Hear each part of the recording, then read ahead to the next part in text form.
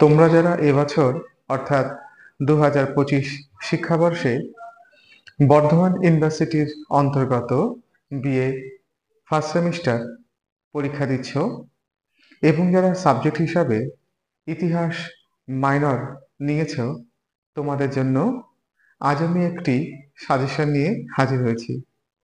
আশা করি এই সাজেশনটি তোমাদের অনেক উপকারে আসবে।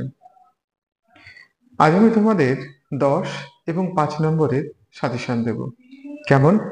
চলো তাহলে সাজেশনগুলো দেখে নেওয়া যাক। প্রথম বলি 10 নম্বরের প্রশ্ন।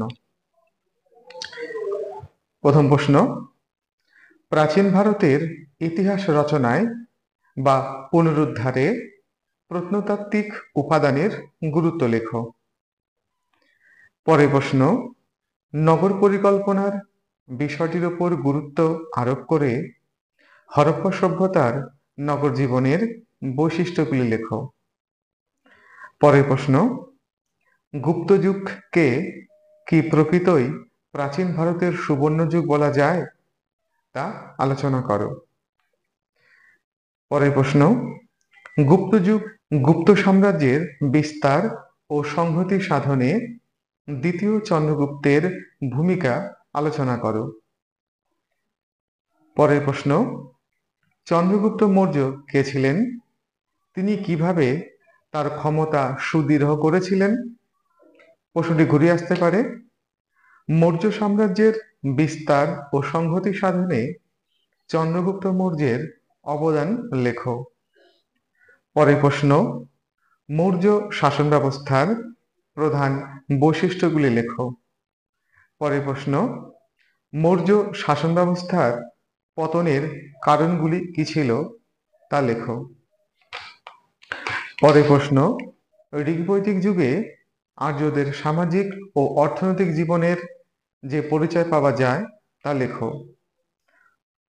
পরের প্রশ্ন, প্রাচীন ভারতে বৌদ্ধ ও জৈন ধর্মের উদ্ভবের সামাজিক, অর্থনৈতিক ও ধর্মীয় কারণগুলি লেখো। প্রশ্নটি ঘুরিয়ে আসতে পারে।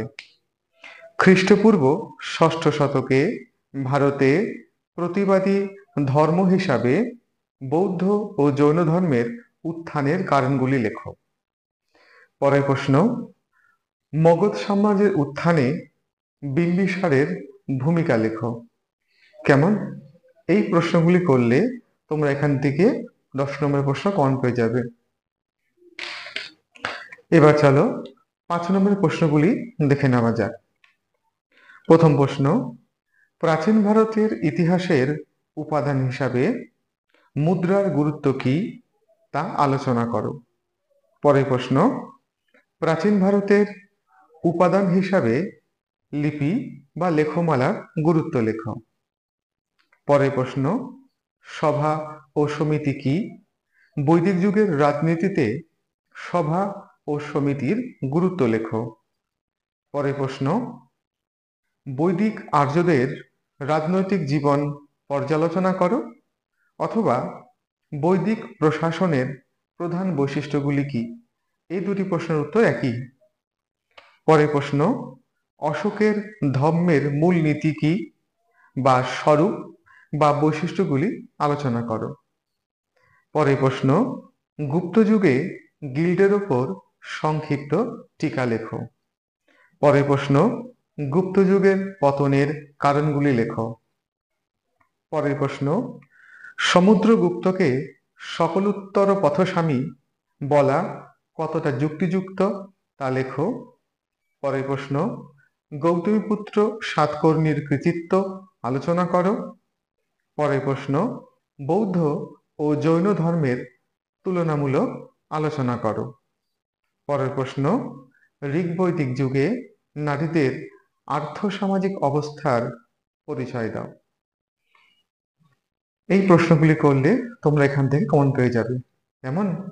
আশা করি তোমাদের এই ভিডিওটি অনেক উপকারে আসবে। যদি তোমাদের ভিডিওটি ভালো লাগে তাহলে একটি লাইক করো এবং বন্ধুদের মাঝে ভিডিওটি শেয়ার করে দিও, যাতে তারাও এর থেকে অনেক উপকার পেতে পারে। কেমন? সুস্থ থেকো, ভালো থেকো।